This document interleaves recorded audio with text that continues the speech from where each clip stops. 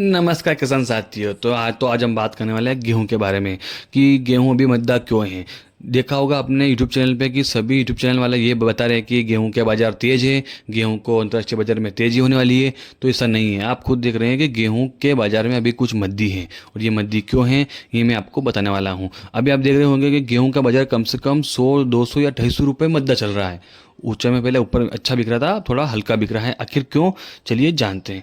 तो आज हम बात करने वाले हैं कि भारत में गेहूं निर्यात पर लगी रोक के बारे में, जिससे वजह से गेहूं मद्दा है। चलिए जानते हैं। तो अभी सरकार ने साफ कर दिया है कि गेहूं का निर्यात फिलहाल बंद रहेगा। खाद्य मंत्री प्रहलाद जी जोशी ने कहा है कि नई फसल आने के बाद ही इस पर कोई फैसला लिया जाएगा। यानी तब तक न गेहूं बाहर जाएगा और न ही उसे बने उत्पाद जैसे कि आटा, मैदा, सूजी या रवा कुछ भी एक्सपोर्ट बाहर होगा। तो इसी वजह से अभी गेहूं का बाजार मद्दा हुआ है।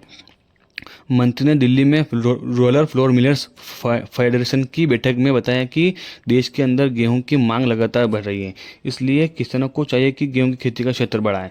मतलब जो सरकार है उन्होंने ये भी बोला है कि गेहूं का रकबा बढ़ाया जाए। अगर गेहूं का रकबा बढ़ेगा तो बाहर एक्सपोर्ट होगा, तो बाजार में तेजी आएगी। वरना अगर कम बाजार में गेहूं कम होगा तो एक्सपोर्ट नहीं करेंगे तो बाजार मद्दा होगा। इसलिए सरकार एक और आग्रह कर रहा है कि थोड़ा गेहूं की रकबा बढ़ाया जाए तो गेहूं बाहर सप्लाई की जाएगा। और अभी दिल्ली में जो बड़े बड़े मिलर होते हैं, जो बड़े बड़े आटा फैक्ट्री वाले होते हैं ना, उनकी मीटिंग भी हुई थी।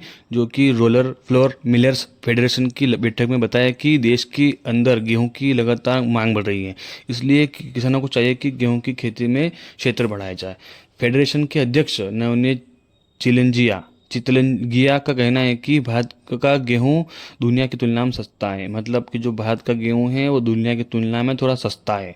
इसलिए सरकार को धीरे धीरे आटा, मैदा और सूजी जैसे उत्पादों को निर्यात शुरू करना चाहिए। अब कि किसान साथियों, आप बताइए कि क्या करना चाहिए। कमेंट में ज़रूर बताएं कि बाहर निर्यात करना चाहिए कि नहीं करना चाहिए। अगर निर्यात करेगा तो किसानों को फ़ायदा होगा, बाजार तेज होगा। और नहीं करेंगे तो बाजार मद्दा चलेगा। तो आप बताएं कि क्या करना चाहिए। और उनका सुझाव है कि शुरुआत में कम से कम 10 लाख टन निर्यात किया जाए।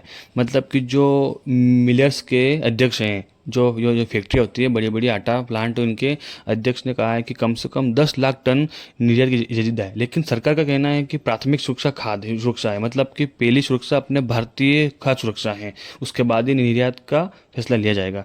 निर्यात पर कई मंत्रियों की राय जरूर होती है। इसी वजह से निर्यात पर थोड़ी आपत्ति जताई है। और अगली फसल यानी अब अप्रैल 2026 को ध्यान में रखकर ही कदम उठाया जाएगा बाहर निर्यात के बारे में।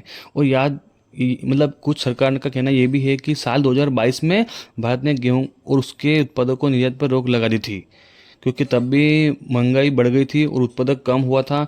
सरकारी खरीद में भी गिरावट आई थी और महंगाई बढ़ गई थी, इसलिए तब भी रोक लगा गई थी। और इस साल भी वापस रोक लगा दी गई है। इसी वजह से गेहूं के बाजार में थोड़ा मध्यम आया है फिलहाल में।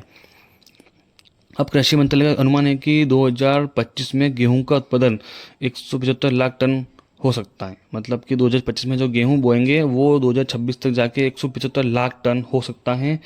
फेडरेशन की कुछ और मांगे भी हैं। और एक और बात है कि जो जो आटा मिलर्स हैं, जो आटा बनाते हैं या सूजी, रवा, इनका एक और मांग है कि सार्वजनिक वितरण प्रणाली कम से कम साल का भंडार 180 लाख टन रोका जाए। और घरेलू पैक आटा, मैदा, सूजी और इस पे 5% जीएसटी जो है वो भी हटाई जाए। तो नतीजा साफ है कि अभी सरकार निर्यात खोलने के मूड में नहीं है। नई फसल आने के बाद ही इसकी साफ हो पाएगी। तो किसान साथियों, कमेंट करके बताएं कि क्या उचित है, क्या उचित नहीं है। और मेरे यूट्यूब चैनल को सब्सक्राइब जरूर करें।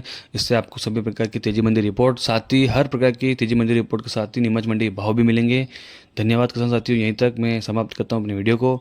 और यूट्यूब चैनल को सब्सक्राइब जरूर करें।